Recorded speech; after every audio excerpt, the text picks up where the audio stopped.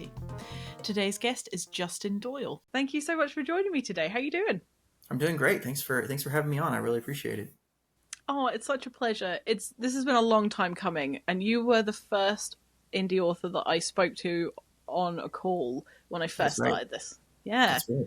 And now look at you. You're almost 20 episodes in. I know. Oh, it's crazy. I think I've recorded almost 30, Oh, wow. which is wild. And that's still not keeping up with the demand because there are so many authors out there that need a Right. voice. So I'm glad that we've been able to do this today. Well, I appreciate you doing it. Oh, it's really my pleasure. It's a little bit selfish because I just love hearing about people's processes, and it's is largely self indulgent for me, but it just works out nicely that other people like it too. So, for anyone listening that isn't familiar with you and your work, could you give us a little introduction and what to expect from your books? Yeah, sure. So I'm Justin Doyle. I write science fiction and fantasy. Primarily so far what I've published in science fiction, and for whatever reason, that's where I've continued. The ideas have continued to take me for now. Mm-hmm. By day, I work at NASA supporting the Gateway space station. That's going to be the first space station around the moon, hopefully here by the end of the decade. Mm-hmm. Um, and so I try to infuse as much of that as possible into my works. But my first series that I published is really a science fantasy story. Mm-hmm. And so I do cheat. So but when I try to cheat, I try to make it obvious that this is the magic and this is the science, Mm-hmm. right? And so that's that story. And it wasn't the intention when I started, and that's how it came out. So that's what I do. Cool. I mean, you got to go with the groove. And if you're enjoying it, you've just got to keep going because there's no point in forcing yourself to fit into a box just because you think that's the thing you're supposed to be writing. So, Right, right. And I'm not a chase the market person either. I'm writing because I enjoy it. So it'd be nice if the market caught up to me. We'll put it that way. I think one day it will. Everything comes full circle. At the moment, like certain types of fantasy are really, really hot. Eventually, science fiction fantasy is going to become hot, and that's where you'll find your groove. I hope so.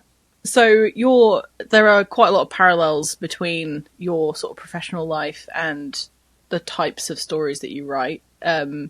So I believe that you've sort of loved space in general for a very, Right. very long time. Was this always going to be on the cards for you, sort of writing and telling stories, or Yeah, has it absolutely. been an evolution?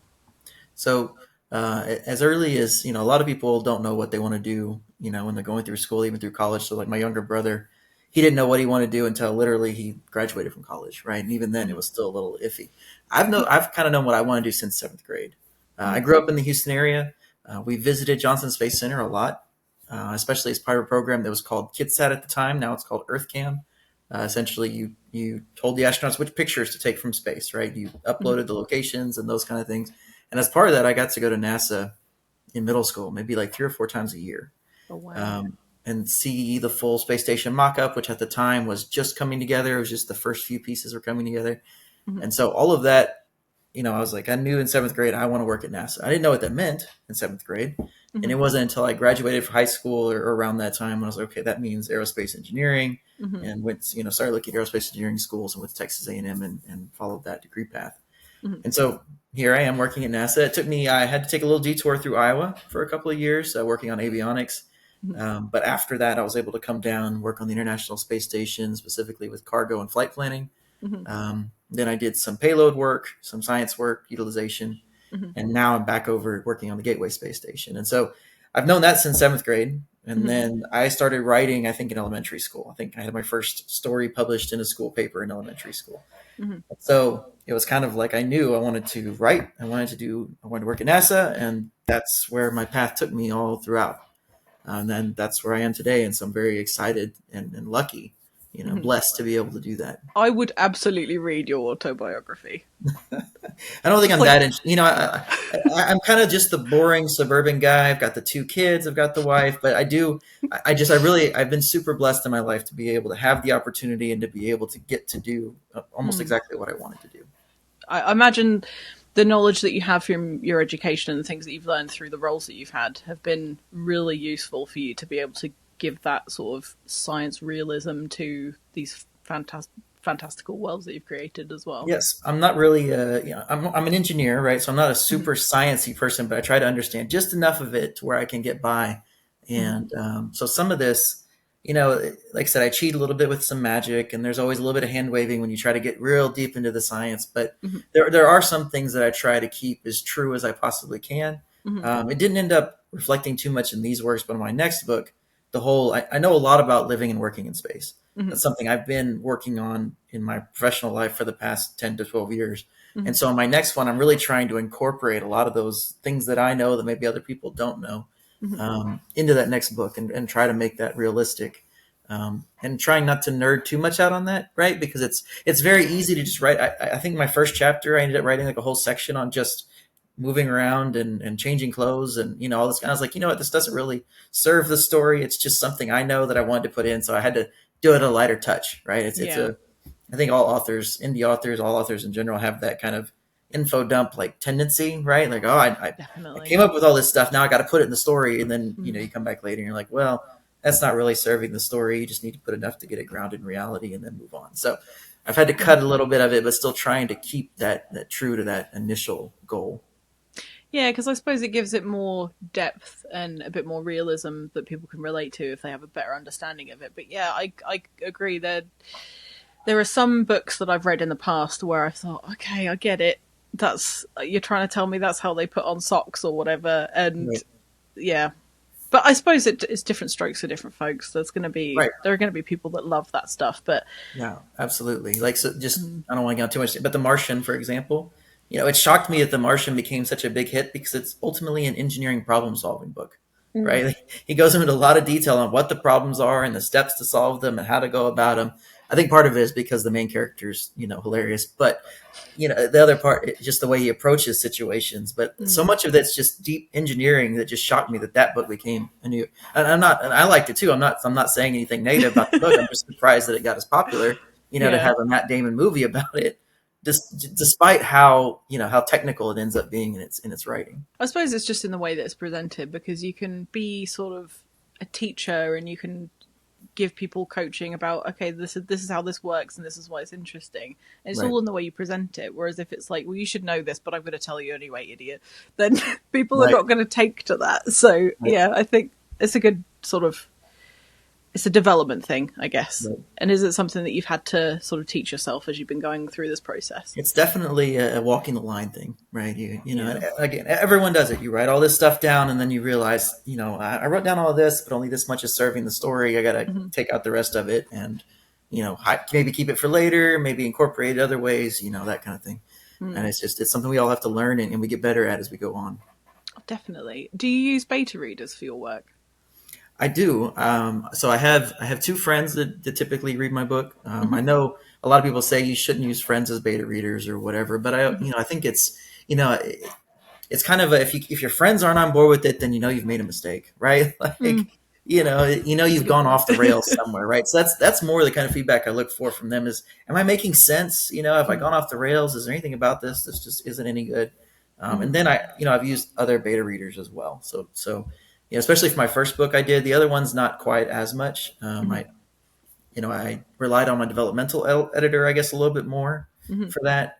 But it's just in general, yeah, I have beta readers. I just need someone else to tell me that I'm not off, right? I haven't totally missed something. The plot makes sense. There's not something you just hate about it. That kind Mm. We all tackle things completely differently, and there are some people that think or that work in a way that they want people to tear their work apart and tell them exactly what's right and what's wrong. And it just depends on your motivation for stuff. If you're writing the book or writing the story because you want to share the story with people, those who want to read it will read it and enjoy it. And that's as far as that needs to go. Whereas if you're thinking about what's going to be the most marketable thing, then you kind of have to be a little bit more harsh with yourself. But of, right. yeah, it just depends on what your goals are as a writer, I think. Yeah, it's a really, again, it's that another fine line to walk is, how Yeah. commercial do you want to be and how high concept do you want to be versus Mm-hmm. how much do you just love something and you just want to write about it. And so Mm-hmm. again, it's I try to push a little bit of both ways. Like I write about something I really want to write about, but I'm also Mm-hmm. trying to make it to where other people really want to read it.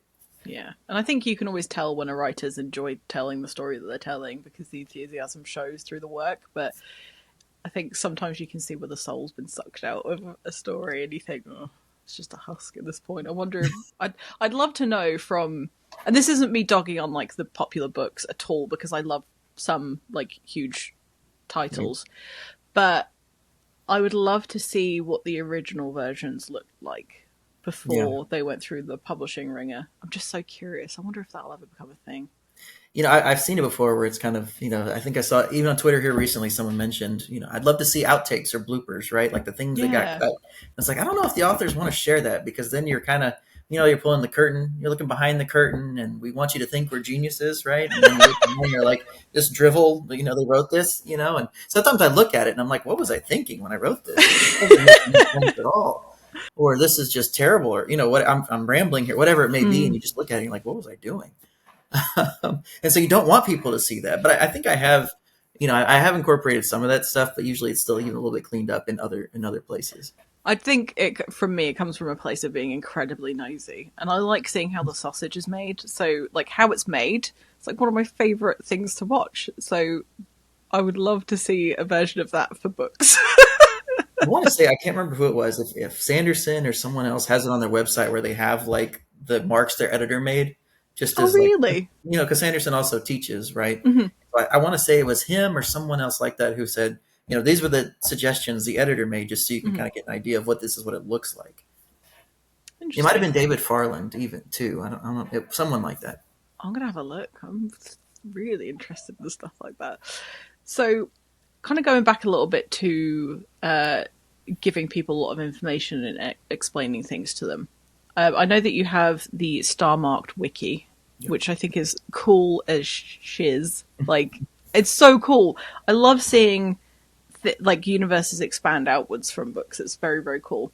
So why did you create that initially? Was it for readers or was it for you to keep track of everybody? So I wanted to incorporate a lot of things that I hadn't written, right? And so it was, you write this much and you end up incorporating this much. And what I wanted to do was still include those details and include those extras without inundating the reader or taking away from the story. And so it was a way for me to catalog some things that I had written, but also when you have future stories planned, you can't include everything because you might be spoiling it. It's also tricky that you might include so much detail that you realize you might have to contradict yourself later.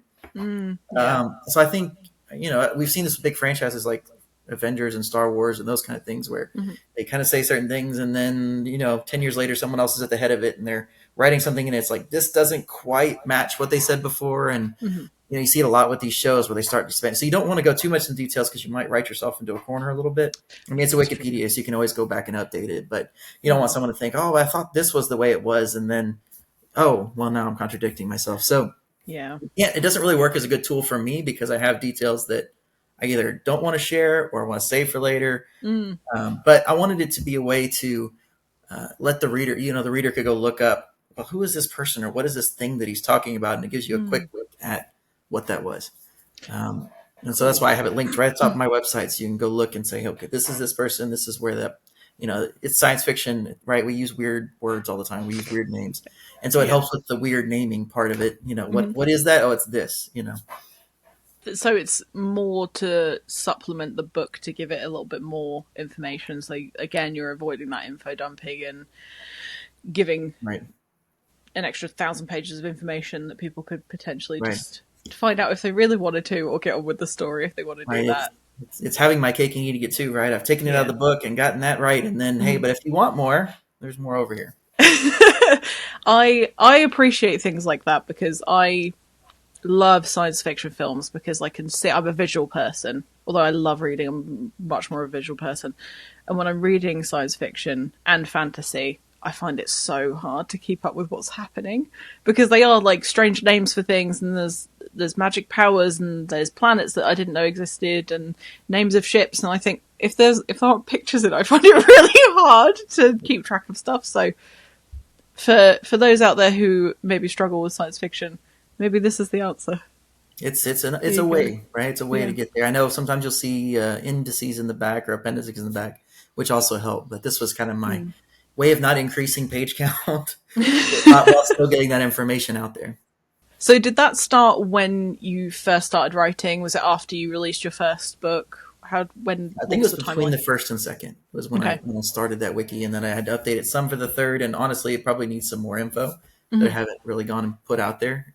But it was mainly just so that when you picked up the second book, there was something out there that you could, touchstone, you picked up the third book, there was a touchstone of what happened. So there's plot summaries for the books out there too, just to look at, so you can be like, this is what happened before.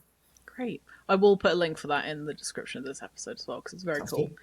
good. So, what do you have a full vision for this universe that you've created? Like, have you got loads of books plotted?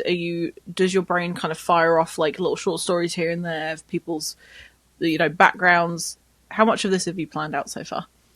So by trade, I'm a pantser, and so I try not to plan out too much. But your brain, as you're writing, kind of, see, you'll write an event Mm-hmm. or something that happened in the past, and you'd be like, well, I could write more about that event, right? Mm-hmm. You throw it out as a name, and then you move on. But you're like, there's something that happened there. There's real stories around that, right? And so sometimes you end up writing a little bit more onto the side. And Mm-hmm. so, kind of what I've ended up with is, when I come back to this series, the Star March series, Mm-hmm. I think there's going to be a trilogy after and a trilogy before. So I'm very Star Wars influenced, I and was going to so say, oh, you this can is so see that George happening. Lucas. Um, I think I have I don't know if I have a full trilogy worth of information before for a Okay. prequel. So the main character in Embargo on Hope is Durin Mark, and he's the main character throughout the three books. Mm-hmm. I think I could very much pull a Star Wars and write the first three about his father. Mm-hmm. Um, the problem with that is that a lot of that story's been explored, right? So a lot of what happens in the trilogy is him following his father's footsteps Mm-hmm. to figure out what happened to him. So a lot of that's already been explored, so that makes the first part a little bit trickier. Obviously, there's a lot more depth, and you can go into his character development and how he went through this the first time, but I don't want to retread that same ground, right? Mm-hmm. After is easier. It's kind of a blank slate. I know who my main character would be for After. Mm-hmm. I know how at least that story would start off, but because I'm a pantser, I don't know where it would go necessarily. Okay. And so I have ideas. I have all these other worlds and cultures thought about. I just haven't figured out coherently how to put them together yet. I'm also a pantser. I have a little bit of a structure in terms of like, this is where I am, this is where I'm going to go. I have no idea what's happening. I just start writing, and then I go, oh, okay, we're here now. Great, Yep. excellent. But it does make it hard to plan, and I keep thinking about, having not finished the first book, I keep already thinking about the second book, and I just want to jump to that now, but it doesn't make any sense because I need to set the context. But that's part of not planning stuff. But it is good to think about it, because then you can figure out, you can start putting those hooks and start setting some foundation. And so, Yeah. I had written the first draft of my second book before the first one got published. And so it was able Oh, to okay. kind of like, I was able to incorporate or be like, hey, I did this here, and I probably didn't think about that enough in the first one, or didn't lay enough foundation. So I was able to go back and do more of that. I will say, when you're writing a trilogy, you got to plan more. So, I had to do more planning for the third book. So it was like, I have to wrap this up and this up and this up. If I don't, it's not going to be a satisfying conclusion. And so there was a lot more that I had to plan things out for the third one. And then the next book I'm writing, I'm unfortunately planning a whole bunch, and it kills my soul a little bit. Maybe you'll have to just, I don't know, close your eyes and write it with a pen and see what No, happens. I can't read my own handwriting. So that's not going to happen. Maybe don't do that then. That's terrible ideas. Scrap that. We'll cut that bit out. So I know that you enjoy pantsing more, and you're having to obviously plot the third one. Has that been a challenge for you? Have you had to like backpedal a lot of stuff? I can't even imagine having to plan very much. Yeah. So, for my next book, which is unrelated to the Star March series, it's a whole new thing. I started off pantsing it, and I realized this book is too complicated for me to pants. I need to have more of a plan going in. And so actually I have a spreadsheet because I'm an engineer. Amazing. So I'm going to Love a share spreadsheet. that real quick, just so you can kind of get an idea of this crazy engineering planning looks like. So what I'm sharing now Okay. is a spreadsheet that shows multiple different planets and multiple different characters and what they're Oh. doing at any given time. So part of what makes my next book complicated is that I have three different POV characters who are on two different planets, and one's going around space pretty much. Okay. And so part of the complication was keeping track of who was doing what when in relation to the other characters. And so Gotcha. I have kind of a strict structure in that chapter 1 is my character Theo, chapter 2 is my character Cade, who's down here, and chapter 3 is my character Zola, who's here, and then every 3 chapters it repeats. Gotcha. But they're all in different places, and so I had to create this kind of reference of, okay, in chapter 1 is day 1 of this book, and these are the actual dates on the calendars. You can see I haven't filled everything in yet. Hmm. Um, and this is what each character is doing. And because they're light years apart, and that means days apart, Hmm. I have to keep a kind of a close watch on who's doing what on what day. You can see I've got some highlights here. They're showing that I need to check my dates and make sure they're right. But anyway, this is how I'm trying to keep track of who's doing what when and what their interactions look like between each other, even though they're days apart, because it takes time to get between these planets when they're in space. Wow. And This you can see this the is tabs at the bottom here awesome. that there's lots of other things going on here too. But Hmm. this is probably the most critical spreadsheet that I have for developing the book that I'm writing right now, and figuring out where are they, and what are they doing, and how is that related to the other characters. How much of this is going to make it onto the wiki? That I don't. So I haven't decided what I'm going to do for a wiki for the next book series Hmm. yet. Um, I probably will do one, but I may also do some stuff in appendix too, Okay. to make it right. Just a few things. It's the main things I'm trying to decide right now are just, and these are things that you get to choose as a writer. Is do I want to actually share those dates? So some books you read, they'll Hmm. say chapter one, it'll have the date, Yeah. right? And some books don't. And I haven't. Hmm. I think that's a creative choice for the author, and I haven't decided right now if I'm going to do that or not. Interesting. It can box you into a corner a little bit, because you can go Yeah. back and say, I was off a day here, or maybe my math isn't quite right, Hmm. or something like that. I've actually had to redo the calendars like 3 or 4 times because I keep doing the math wrong. Hmm. I have to redo it again, and so it's like if I say this happened on February 13th, and then later I figure out actually that should have been February 15th, Hmm. then that could be a problem. So I'm pretty close. I don't think I'm actually going to include it in the chapter headers, but I am going to refer to dates and refer to Okay. times and use that as a standard. Hmm. But you can see this whole thing kind of kills me, because I'm having to do all this. The whole book is kind of plotted out there. Now Yeah. I'm on the second. I'm on draft 2.5 of that book, so now Hmm. it's a little bit. It's using more for refinement than it is for Yeah. actual plotting. But I realized as I was writing, I was like, okay, I'm not going to be able to just pants this. It's not going to work. A lot of the plot points are pants, but as far as trying to keep that rigid timeline, Mm. I had to plan all that out. Yeah. I think when you're doing something that does cross periods of time and then crosses like character points of view, you have to be a little bit anal about it, Yeah, because there will be that one person that goes, that wouldn't have happened in that length of time, or yeah, you said it was going to be 3 months and it's actually 5 years, or what? Yeah. right. So Yeah, so yeah. it's been very tricky to try to keep that rigid. This is it's 20-day travel times between planets, or 10 days, and so Hmm. nothing can happen. Think not that things don't happen, right? It's people are doing things, but the key plot points, Hmm. especially if they're dependent on something the other character is doing, well, they won't know about that happening for 10 or 20 days, or however long it takes for that communication to actually happen. Hmm. Which is actually a key point of my book is that part of it. Is this book in particular is that lag, that delay is a key part of the plot. Interesting. So comparing your original, let's say your first publication, so your first novel, how do you approach writing differently? Embargo on Hope. Thank you for showing it. I love it when people have their actual books to show. So, how does your writing compare to book one that you published?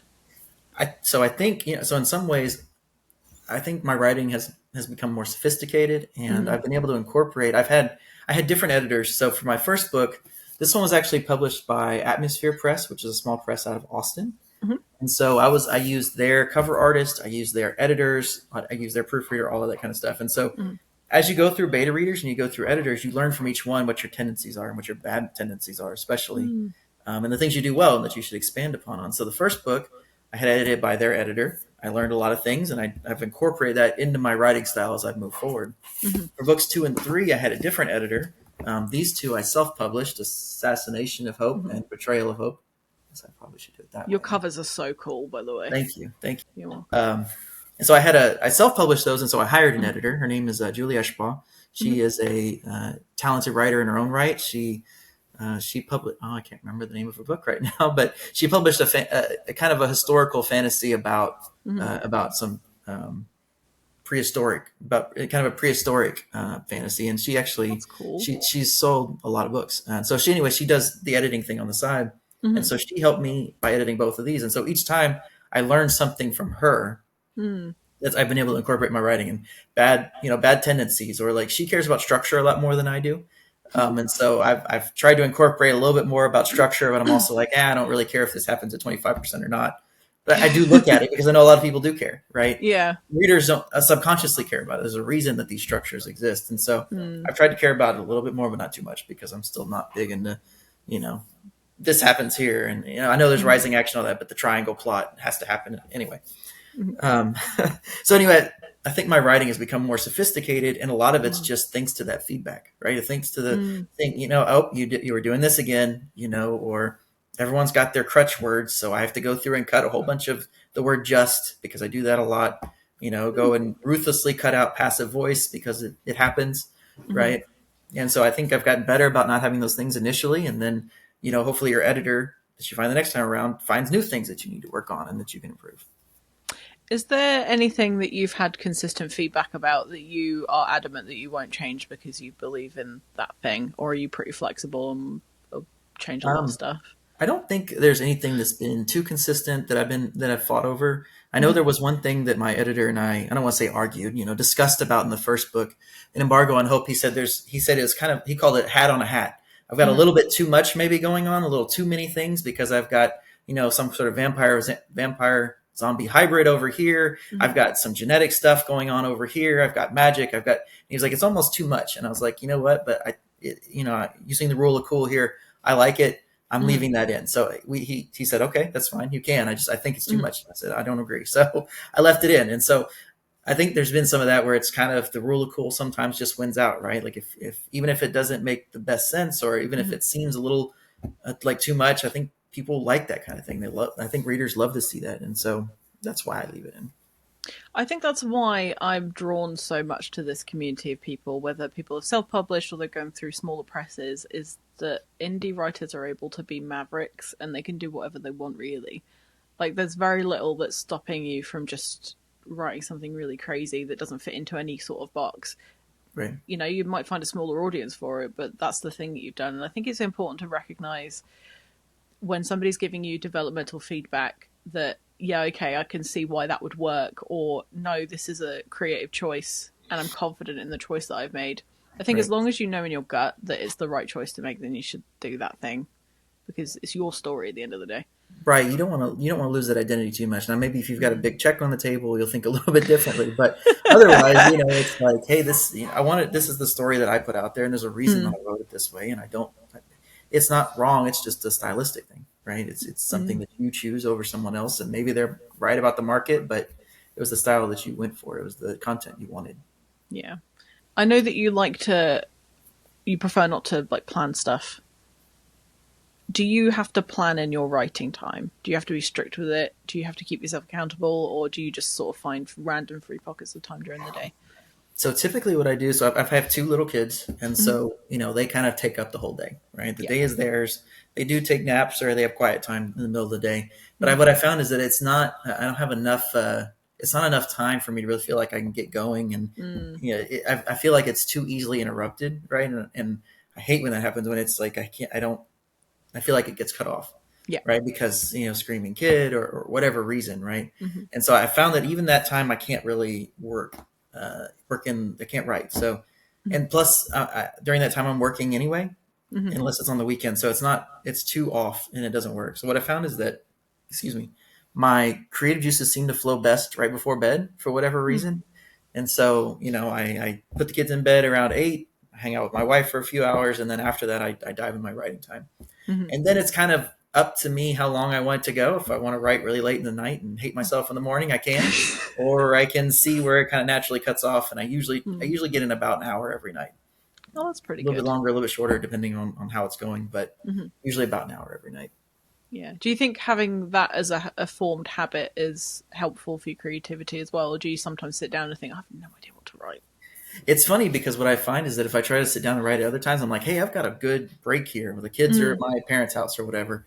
And I find that it takes even longer to get the creative juices flowing. And I don't know what it is. It's the same amount of time and everything. And it's just, I can't seem to get it going. And then when 10 o'clock hits, it's like, the brain's in the right mode right now.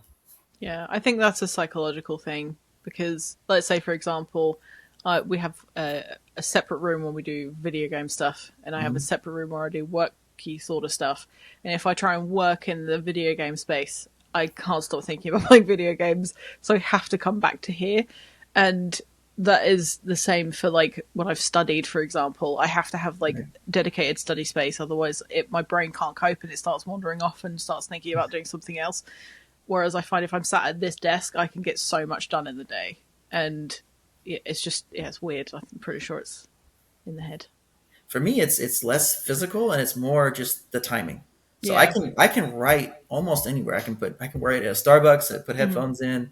I can write almost anywhere. It's just something about the time where it's like I can't, for whatever reason, if it's not that time, it's a lot harder for me to get going. So, for example, last week I was lucky enough to travel to Kennedy Space Center for some work stuff. I got to see a bunch of big rockets. I got to see the Artemis 2 rockets being stacked in the vertical assembly building, all that kind of stuff. But anyway, so I had extra time after work because obviously I was by myself. I didn't have the kids. And it's still, I still found myself, even though I got off work at 4 or 5 and got back to the hotel, I still couldn't start writing really until 10. I was like, what is going on? Like, I have all this free time and still not until 10 did the fingers start typing. How funny. At least you have the time. At least you have found a regular writing period during the day where you know that you can actually get stuff done. Right. Do you try and finish off thoughts when you stop writing? Because I know that some writers will do like stop halfway through a thought, so it's easier to pick it up the next time. Yeah, so I like to finish the line of thought. Though a lot of times what happens is sometimes I lay down and I realize I have a few more thoughts left and I have to frantically write them down on my phone so that I make sure I can pick them up the next day.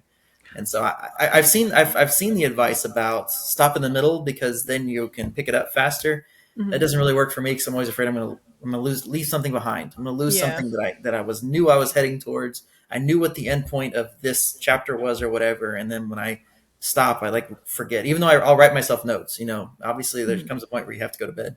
And so if it's like the next chapter or whatever, I might say, okay, this is what's next. Right. And I'll do that sometimes, but I try not to just stop in the middle because of leaving that thing behind. Yeah. It's fascinating to hear how everybody conducts themselves differently in the sort of creative space because everyone is so vastly different. Yeah. Yeah. So I think the key is if you're just starting out, you got to find what works for you. It might be the place, it might be the chair, it might be the computer, it might be the time, but you got to figure out what that thing is. And then if you stick to that, you'll be a lot more successful in your writing. Oh, definitely. Consistency seems to be key. That's something I personally lack in, which is why everything I do is unfinished. So I'd like to revisit the sort of publishing aspect of this. I know that you previously mentioned sort of working with your first publisher. Was it an intentional choice for you to self-publish books 2 and 3? Yes, it was. And the reason is because I learned so much going through the publishing path the first time that I didn't think I really needed the assistance as much the second and third time. Right. Interesting. Okay. And so I felt confident enough in the things that I needed to do and the people I needed to hire and that kind of thing to do second and third book by myself. And so that was really what the conscious decision was. And, it's almost, I haven't figured out what I'm going to do with my next book yet, but it's almost like, should I hire a different editor? Because then I can get different perspectives on my writing. So I have a pretty good idea if I go back to Julie, the kind of things that she's going to find and point out, and hopefully less because I've learned from her and I've incorporated. Not saying I won't go back to Julie because she's fantastic. So I haven't decided yet just because I almost want to get a different perspective and see like what would another person think of how this is written and how my writing works. How could they make me better? And so that's, so I'm still kind of on the path where ideally I would probably have a traditional and self-publishing. I'll probably do both. I am querying another book that I've written that's more middle grade science fiction. Haven't had any luck with it yet. And this next book I plan on querying first, but I don't think of it as a fallback path to go with the self route. Like I think the self route is a great route too. And so it's just a matter of, let me see if people think this is marketable or not. And if they don't, that's fine. I like the book. I'll put it out the way I wrote it, So do you find any elements of the self-publishing journey challenging? I know that you said that you found out sort of who you needed to hire and what people need to be involved in the process, but I know a lot of people struggle with like marketing and things like that. Has it been quite stressful for you, or has it been okay? Marketing's the worst part because I'm a mostly kind of private person. And so I don't know what to say on socials. And so there'll be periods where I'm releasing something or I have something coming out and I'll do a whole bunch of marketing for that because I know what to say about that. But then there'll be long periods where I'm like, well, I don't know what to say because, you don't need to know that I made chicken fajitas for dinner tonight, right? Like, it's not interesting. It's not exciting. And so I know a lot of people just say you need to be your authentic self, but marketing is definitely the hardest part for me to do. Yeah. It's not to say there are other parts that aren't hard, and especially I can see how they'd be harder for other people. Hmm. Some of the formatting stuff, you Hmm. can hire someone, you can do it yourself. I have a little bit of coding background just because of my engineering, so I'm Hmm. able to do a lot of the formatting and Okay. calligraphy myself. But maybe people who don't have a coding background, that'd be really hard for them. And so I'm Mm. not trying to disparage that. Just it helps if you have that background. Hiring someone is difficult because you are hoping that they will provide what you asked for, and you don't know until you've gone into it. And so, cover artists, it's really, I don't want to say it's easy, but you can see their portfolio and you can say, yep, I like this kind of stuff. Please design me something like that. Of course, it doesn't Yep. always go well, but you have something very concrete to kind of touch off of. Hmm. Editors are harder because you can't tell without really looking into it, what did the editor contribute to this work? Mm. Um, and so, I would encourage someone trying to hire an editor, get a sample edit. And the sample edit can't give you Mm. big picture things, but at least you can see the kind of things they're going to point out. Are they going to be spending all their time on like grammar that you don't care about? Are they not Mm. really going to be adding to the story if you don't agree with them? Really Mm. try to get a sample edit if you can. And Julie was I was fortunate Julie was willing to do, I can't remember if she did 1,000 words or a chapter or something like that. And Okay. after I read that, I was like, yep, this is the right person to hire. And I knew, and she did a great job on the whole book, which is why I'm a little Cool. afraid to dive into anyone else because you don't know what you're going to get for that whole book. So if they Yeah. won't give you a sample edit, I would probably discourage you from going with that editor. But otherwise, I Mm. would say get a sample edit, and that'll let you know if you're really on the right path. And it's a personality thing too, right? Are you compatible? Mm. Will you get along, or are you going to be really contentious and fighting over every point? You don't need that stress in your life. Oh, right. Especially for art, it needs to Right. be something that you can work on as a team. And I think that's Right. great advice. I'd never considered asking for a sample to be edited. Yeah. I That's absolutely would. that's At cool. least 1,000 words if you can. Food for thought. So marketing is one of the hardest things that I've heard from writers, and I'm hoping that what I'm doing will make some sort of impact, but it's not the only thing out there, and there are so many different things that people can do, especially when you're self-publishing. You can kind of Mhm. take the lead a little bit and decide where you want to go with it. Right. Do you ever do like in-person events or like signings and things like that? Have they ever worked for you? Absolutely. So I'll try to join in on local events if I can, Hmm. especially, the city's putting on something or the neighborhood's putting on something. I did half price books in Dallas actually once. Oh, And I'd cool. like to do that again sometime in the future. Hmm. But actually the last time I did an event, it's been a couple of months. It was in Katy, I think. Hmm. I made some merchandise to actually give out Ooh, and sell. And so this is actually a 3D printed pin. You can't really tell in the video, but is this that says as a star sword? marked on it. And That's dope. this resembles the Hmm. plasma edge from my Hmm. books. And so I have a 3D printer here in my office. And so I was playing with that and did that. And then Nice. also, this is a stone griffin that I 3D printed and painted, even though the color's not coming through great. Um, That's and so this is cool. something like what my game character carries around in his pocket. It'd be a little bit Hmm. smaller than this, as a reminder of being honorable and protective and those kind of things that he got from his friend. And so I have that. I've done some bags and some other things too, but these are the Hmm. two things that I've spent the most time on when it comes to merchandise. And it's funny, in writing my next book, I've been thinking about what merchandising opportunities are there for, Mm. logos or that kind of thing. Just not as like a to force it in, but just to be thinking about it as I'm writing, as opposed to afterward, Yeah. where I'm like, man, what am I going to do with trying to market this book now? Yeah. I think definitely things like people love pins Yep. and they love like fabric patches and big Yep. stickers and stuff to put on their water bottles. So there's so much scope and there's so much opportunity. But I think it's so cool that you 3D printed a pen. That's very cool. Actually, and you just gave me an idea that I feel like I need to write down now. Please So do. Keep I'm it. going. Take it. So yeah, the idea you just gave me was, NASA does patches. I have tons of patches in here. Hmm. I don't appear to have any at hand right. Oh, I do. Hmm. Well, this one's not one of my favorites, but this one's actually a space flown patch. Um, That's cool. by the ISS. You can see it says ISS National Lab, which is where I worked for a while. So this one's actually been to space and back. I That's can't so remember cool. which payload this one is for, but anyway, so you gave me the idea that for my next book I should do patches because Yes. I have spaceships and missions going on, so it makes sense to design a patch. So You Anyway, must. that's what I'm gonna try to do for next time. Please do. I'll buy one. That sounds cool as shit.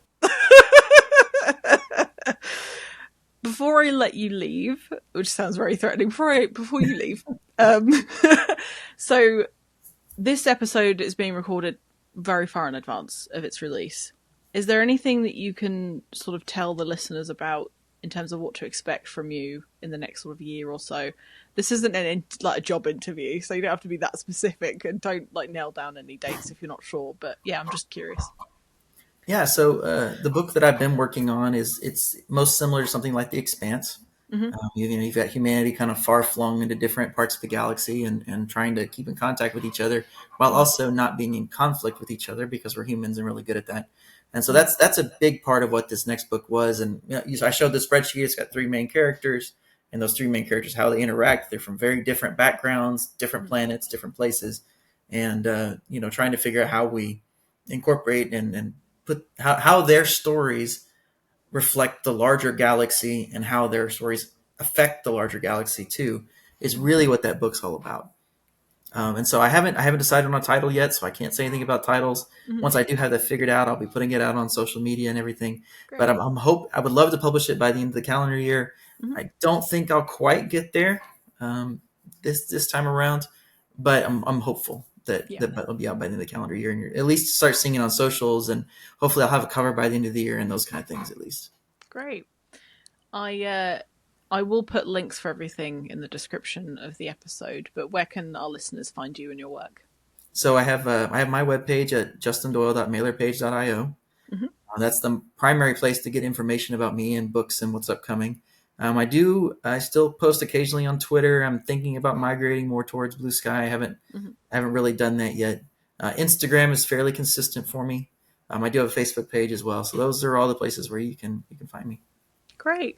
Well, thank you so much for being here today. It's been really interesting getting to know you better and how you write and how you create, and it's very, very cool. So yeah, I really appreciate you. I really appreciate you having me on. What you've done for the community, you've built this website, you've done this podcast, you're doing so much for us for no cost. And everyone knows you get on Twitter and you make a new friend and they immediately are asking you for money. And so you get this kind of offer and you're like, well, is it real? Oh, it is real. Saffron's the real deal. And so it's awesome to be able to work with you, and I really appreciate you putting your own, sweat and blood into this. It's truly my pleasure. I am really obsessed with this community in a way that is probably unhealthy. So yeah, it's honestly a pleasure. And as I said before, it's a bit self-indulgent because I'm a bit nosy and I like understanding how things work. So yeah, it's been really good. So I'm hoping that we can do this again when you have your next book out. That sounds fantastic. Yeah, thank you. All right, thanks for having me.